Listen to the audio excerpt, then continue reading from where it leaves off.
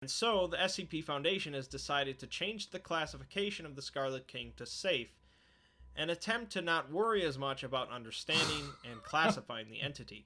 How do you not worry about the end of creation? So for a while now, we've been reacting to SCP content on the channel, mainly in the form of animated stories from Tales from the Foundation SCP Animated channel. And I love their work. A lot of people have been requesting that I also react to a channel called The Rubber. They do SCP animations as well, and try as I may, I have not gotten permission to do that.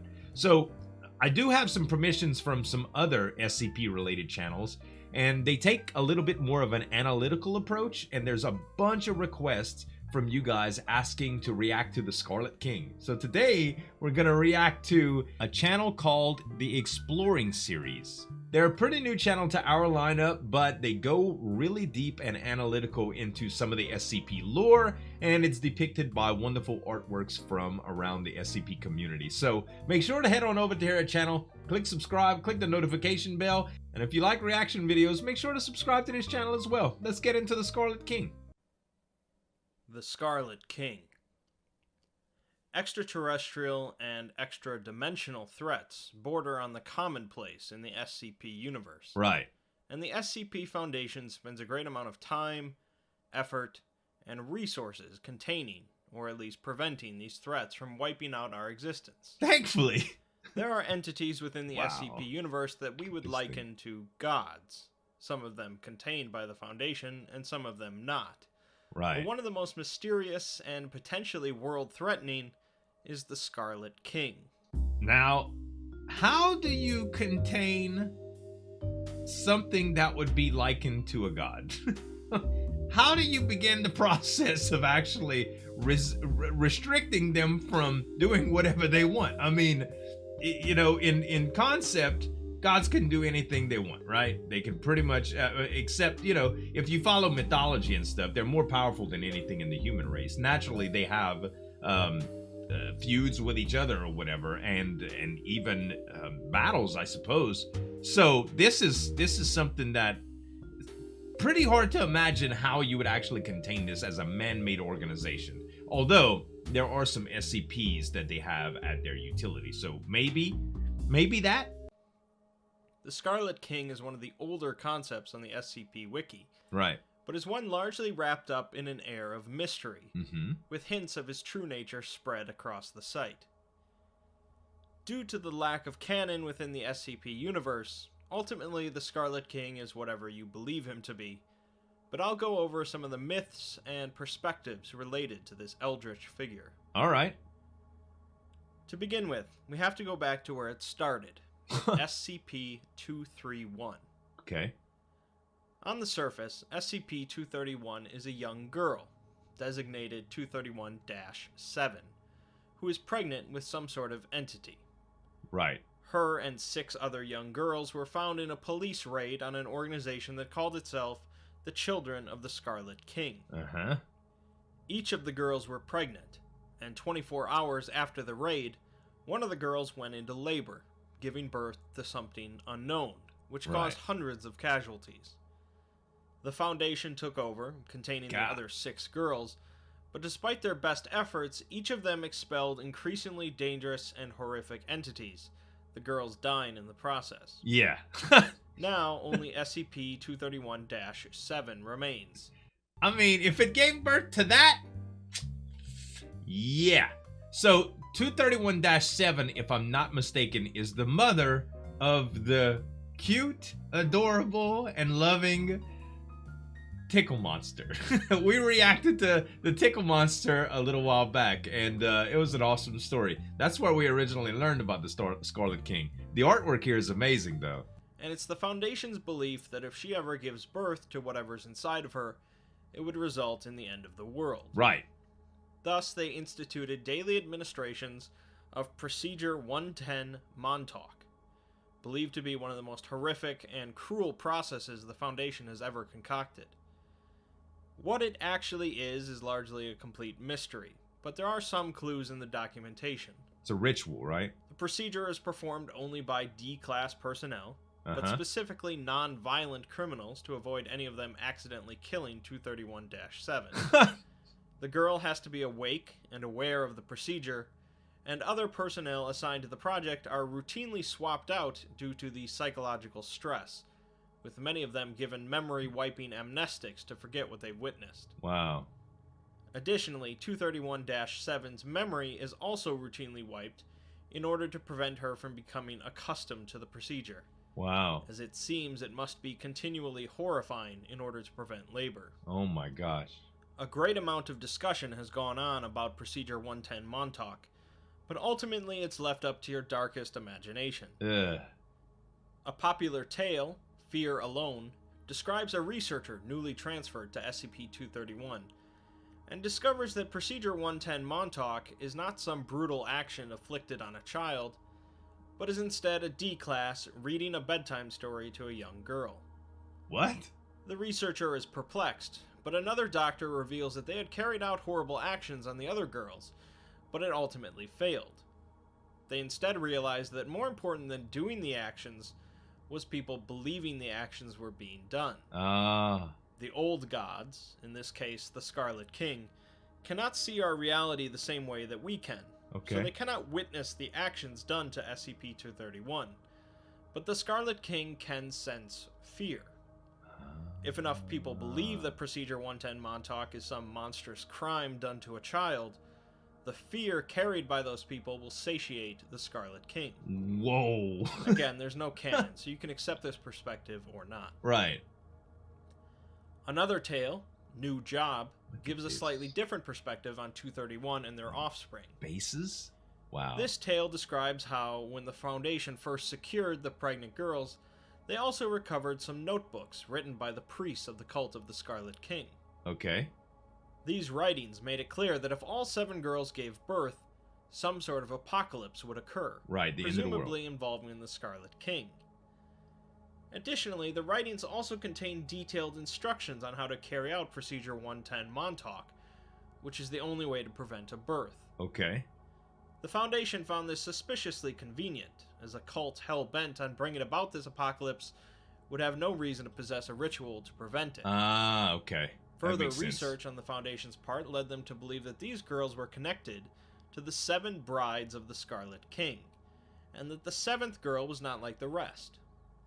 Rather than giving birth to monsters like the other brides, the 7th gave birth to heroes opposed to the king. The Tickle Monster.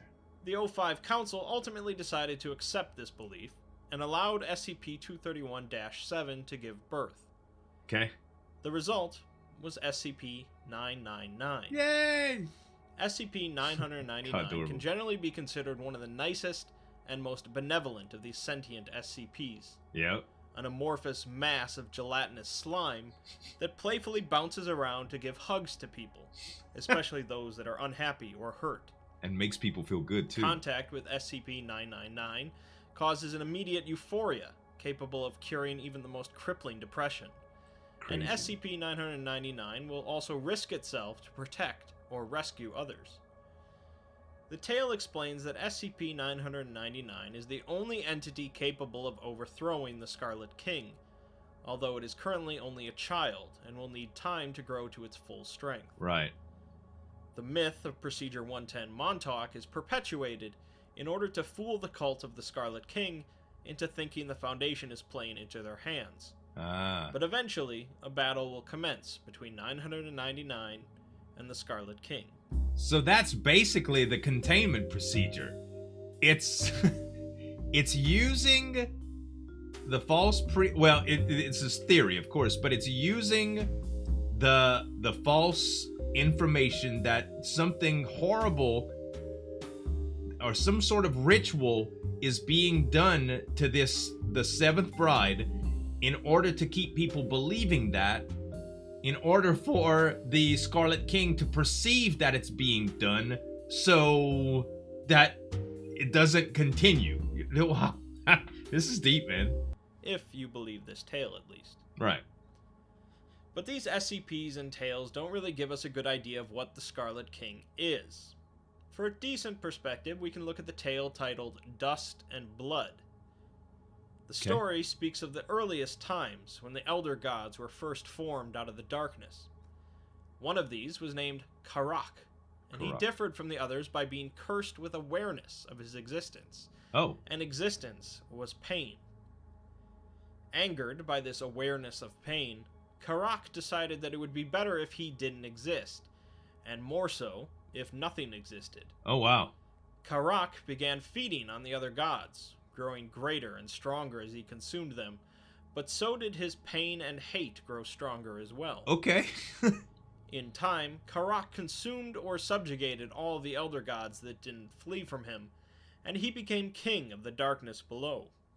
Wow. The area beyond his kingdom, the worlds of creation, went to war with Karak and his servants, which still continues to this day.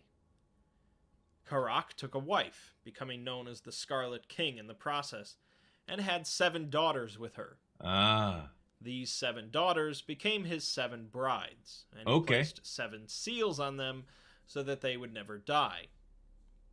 These brides had children of their own, monstrous creations that served the Scarlet King. Right. The tale implies that SCP-682, one of the most dangerous and fearsome entities held by the Foundation, is a child of the 4th bride. Wow. Differing from the rest, however, the 7th bride was not utterly broken by the Scarlet King, and instead gave birth to heroes that walked on 2 legs and fought to overthrow the Scarlet King. 2 legs or a puddle of Ultimately, however, the Scarlet King and his servants have continued their conquests, defeating any challengers, and will presumably one day destroy all of creation. When We Came Home, written by the same author as Dust and Blood, tells of the final battle against the Scarlet King, when 7 warriors carrying 7 sacred spears managed to kill the king and cast his body back into the abyss, restoring creation in the process. I'd be remiss if I didn't mention SCP-2317, an entity that many perceive to be at the very least related to the Scarlet King. Okay. The author of the skip, Dr. Clef, has said that it was not written to be related to the Scarlet King, merely reminiscent of it and SCP-231. That's a wild But it's open enough for people to choose to believe what they wish. SCP-2317 is a massive, primeval entity located in an alternate universe, and known to be a devourer of worlds. Wow. This entity was a grave threat, and was finally captured by an order of mystics, who crafted 7 chains from the bones and sinews of the Devourer's 7th bride. Wow. 6 of these chains are currently broken, with the 7th likely to break within the next few decades. Uh-oh. The Foundation has no means of fixing the chains, and no means of preventing the Devourer from entering our world once freed. A fake ritual was created by the Foundation leadership in order to suppress fears that they cannot contain the entity. Wow. This ritual incorporates various religious elements as well as phrases related to the Scarlet King. As this ritual is fabricated, there's no real evidence that 2317 has any connection to the Scarlet King, but a popular theory connects the 7 chains to the 7 girls from SCP-231. Sure. And when the 7th girl gives birth, the final chain will be broken. Wow. That's an interesting Finally, there is Tufto's proposal for SCP-001, titled The Scarlet King. That's a cool drawing, too. The proposal describes the king as a largely unknown entity that exists in a number of dimensions simultaneously, but for whatever reason is unable to enter the prime dimension, that is, our dimension. The Foundation believes that the Scarlet King has been attempting to break into our dimension for hundreds of years, and if it ever succeeds, will cause a drastic alteration of reality or eradication of human life. I would think so. Despite this threat, however, the Scarlet King is given the object class of safe. What? And the description states that containment is unnecessary. The reason for this, of course, forms the bulk of the proposal, and is a bit more complicated than an average skip. Okay. The proposal also mentions SCP-2317, and that high-ranking personnel are to be informed that it is in fact the Scarlet King, although the truth of that statement is unknown and likely dubious. Alright. The remainder of the proposal consists of a large number of lengthy documents and interviews, and I won't take up time going through them individually. Okay. To summarize, the proposal is focused around Dr. Robert Montauk, the project lead on SCP-231, 2317, and the Scarlet King. Right. Montauk has been working on studying the Scarlet King for decades, and has come no closer to truly understanding what it is. Montauk begins interviewing the leader of the cult that the SCP-231 girls come from, who turns out to be a fairly cryptic individual. Sure. One notable thing he mentions, however, is that there are 3 laws which must be understood in order to understand the Scarlet King. Alrighty. The law of blood, the law of concrete, and the law of howling. The law of blood was enacted by the Scarlet King, and it represents his rule, filled with hatred, cruelty, and an iron will. It is the old way of things, armies of slaves, blood rights, and chaos amidst order. Wow. The law of concrete is the inverse, modern civilization, where everything must be studied and understood so that it can be described, categorized, and filed away. The law of howling is the tension and clashing between these two opposites, and it is here that the Scarlet King takes form. The Scarlet King is ultimately an idea, but the tension between the pre-modern and the modern, the difference between the accepted and the understood, is what allows him to exist. Right. Perhaps most interestingly is that the SCP Foundation itself is what caused this to happen. Oh. As the Foundation's drive to understand and categorize everything, in this case the Scarlet King, created the tension between what was previously just accepted, and so they created the Scarlet King. Wow. If SCP-231-7 gave birth, it would allow the Scarlet King to enter our dimension, and so Procedure 110 Montauk exists. Interestingly, the specifics of the procedure don't actually matter, so much as the fact that the procedure was created not out of scientific understanding, but out of hate and rage from Dr. Montauk. Wow.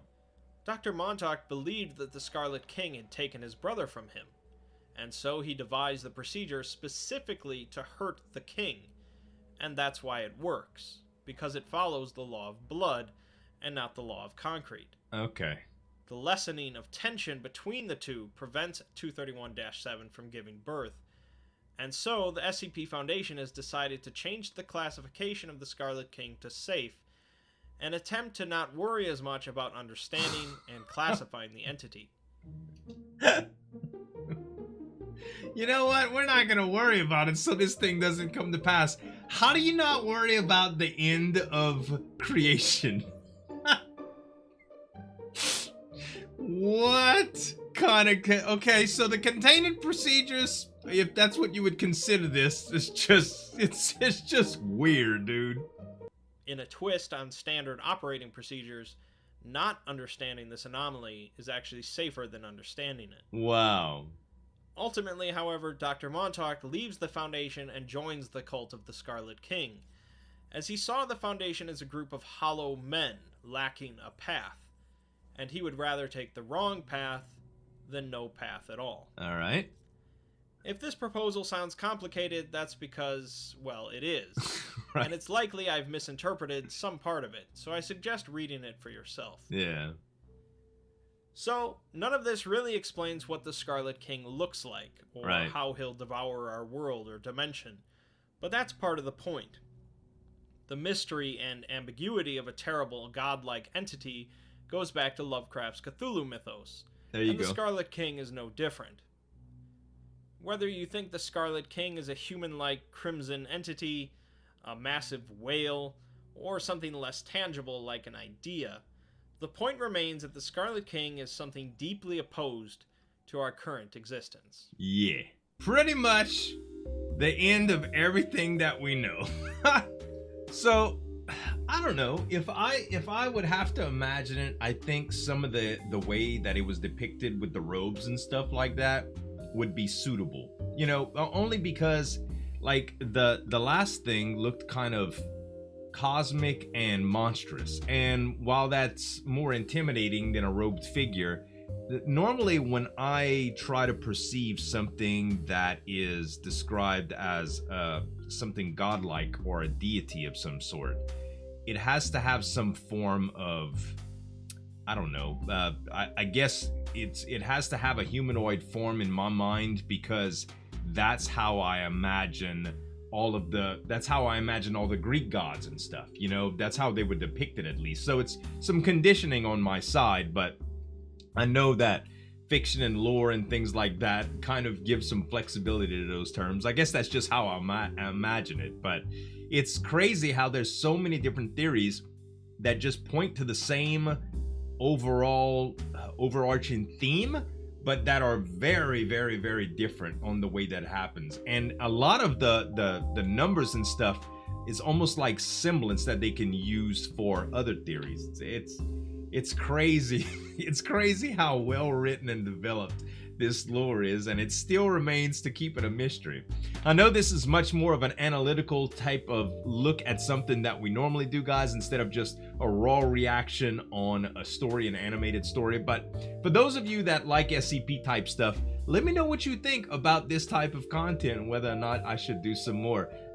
Exploring series has done a lot. The Volgan, as well as we also have, there's a couple other channels that I have permission to react to their content, but it's more of like an analyticals type stuff. SCP Illustrated is another channel we have permission to use. So y'all let me know what y'all think in the comments. I'd love to hear it as well. Thank y'all so much for watching, guys. Make sure to check out this channel right over here, the Exploring series. They do content on stuff like this, as well as Dungeons and Dragons and Cthulhu Mythos and all of that other stuff. And because I don't have any other things from this specific channel, here's another couple videos that I think you'll enjoy here. Thanks so much for watching. As always, this is Zueljin signing off, and we'll see you next time.